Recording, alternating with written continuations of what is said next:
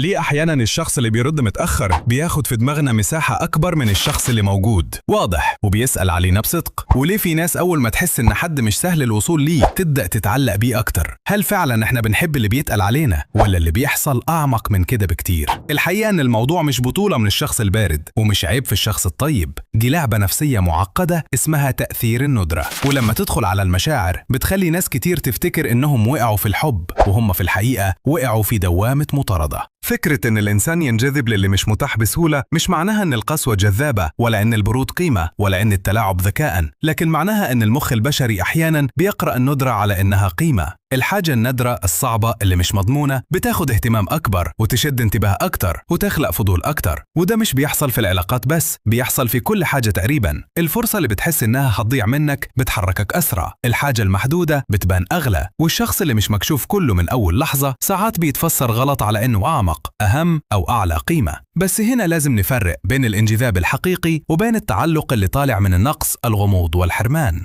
الإنسان بطبعه بيتشد للحاجة اللي مش مفهومة بالكامل، المخ مش بيحب الفراغات وبيحاول يكملها، يعني لما حد يكون واضح جدا، حاضر جدا ومفهوم جدا من أول يوم العقل بيرتاح، لكن أحيانا ما بيتحفزش. إنما لما حد يبقى متاح شوية ومختفي شوية، مهتم مرة وبارد مرة، واضح في لحظة وغامض في لحظة، المخ يبدأ يشتغل زيادة. هو قصده إيه؟ هو مهتم ولا لأ؟ أنا غلطت في حاجة؟ هو بيحبني بس بيخبي؟ وهنا المشكلة، الإنسان أحيانا ما بيتعلقش بالشخص نفسه، بيتعلق بمحاولة فهمه. يعني ساعات اللي بيحصل مش حب، اللي بيحصل إنك دخلت في اختبار ومخك رافض يسيبه من غير إجابة، وده يفسر ليه ناس كتير تلاقي نفسها بتفكر طول اليوم في شخص مش واضح، بينما الشخص الواضح والمطمن ما بياخدش نفس المساحة، مش لأنه أقل قيمة، لكن لأن الغموض بيستفز الانتباه والوضوح بيهدي الأعصاب، والمخ للأسف أحيانا بيخلط بين الاستثارة والمشاعر، يفتكر القلق حب والترقب شغف وعدم اليقين انجذاب. في علم النفس الحاجة النادرة غالبا بنحسبها أغلى من الحاجة المتاحة طول الوقت، مش شرط لأنها أفضل فعلا، لكن لأن الوصول ليها أصعب، وده بيتسرب للعلاقات بشكل خطير جدا. لما حد يبقى مش متاح بسهولة، مش بيرد بسرعة، مش بيدي اهتمام مفتوح طول الوقت، مش بيكشف كل أوراقه بدري، بعض الناس عقلهم يترجم ده كالتالي: أكيد هو مهم، أكيد وراه قيمة، أكيد عنده اختيارات، أكيد مش أي حد ياخد منه الاهتمام.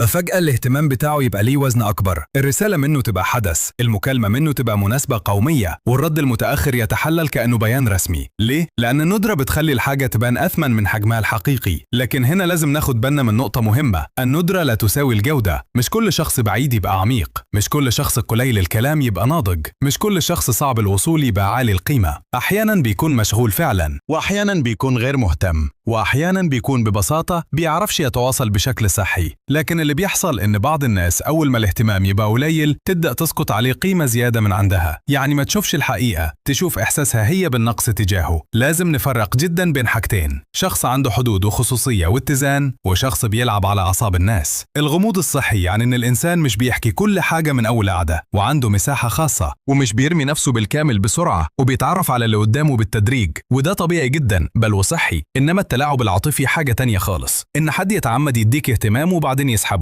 يقربك وبعدين يبعدك، يخليك متعلق بالإشارات، ويخليك طول الوقت مش عارف انت واقف فين. هنا الندرة ما بقتش طبيعية، بقت أداة تحكم، وده أخطر نوع، لأن المخ بيتعلق جدا بالمكافأة غير المنتظمة. يعني لما الاهتمام يجي مرة ويختفي 3 مرات، انت ما بتهداش، انت بتفضل مستني المرة الجاية، وده يشبه جدا فكرة انك تكسب أحيانا وتخسر أحيانا، فتفضل متعلق على أمل المرة الجاية هتكسب. ونفس الفكرة بتحصل عاطفيا، يمكن بكرة يحن، يمكن المرة دي يقرب، يمكن أنا بس محتاج أصبر، فتلاقي نفسك مش متعلق بشخص مستقر وواضح، انت متعلق بأمل متقطع، وده مرهق جدا ومش حب صحي. السؤال المؤلم بقى، طيب ليه أحيانا الشخص الكويس الواضح اللطيف بيتاخد كأمر مسلم بيه؟ الإجابة مش لأن الطيبة وحشة، لكن لأن أحيانا الطيبة بتتقدم بشكل يخلي الطرف التاني ما يحسش بقيمتها. في فرق بين واحد طيب لأنه متزن وواثق، وواحد طيب لأنه خايف يترفض، وفي فرق بين الاهتمام الناضج والاهتمام اللي شكله استجداء قبول. لما شخص يبالغ في التواجد، يبالغ في التبرير، يبالغ في المبادرة، يبالغ في التساهل، من غير حدود، من غير كرامة واضحة، من غير إحساس إنه هو كمان له وزن، الطرف الثاني أحيانا ما بيشوفش ده على إنه حب، بيشوفه على إنه مضمون. وللأسف الحاجات المضمونة جدا عند ناس كتير بيتكاسلوا في تقديرها، مش لأنهم أشرار، لكن لأن النفس البشرية أحيانا ما بتحسش بقيمة الشيء إلا لما تحس إنه فقدانه ممكن.